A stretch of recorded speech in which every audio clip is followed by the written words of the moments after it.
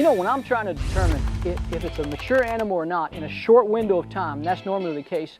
Here he comes, small window between the trees to shoot, and he's out of your life. You know, so there's got to be some quick reference points, and these are the things I look for.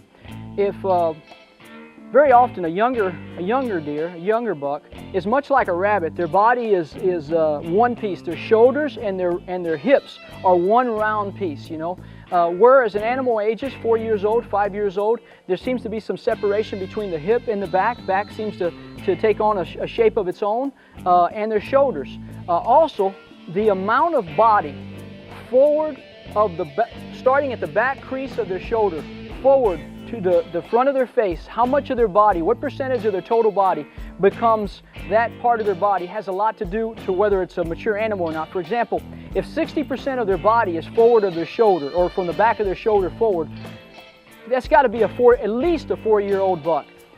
You know, when you get between 4 years old and 6 years old, I've seen the experts go back and forth as to whether he's 6 or he's 5 or whether he's 4. And the reason for that is the deer are a lot like people. We don't all age the same. Our genetics are different, and our diets are different. The way that how much time we spend eating, how much time we spend resting, you know, all that goes into it. Another key point is when those bucks start to square off as far as the shape of their body. In other words, their chest goes from being very narrow, like a doe's chest, to broadening, actually becoming broad and heavy.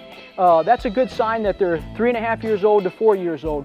When there's a separation, if you're above them and you look down at a buck and there's a separation between their shoulders where each shoulder is separate, in other words, it's not their back, one piece, that normally doesn't happen until they're 4 years old.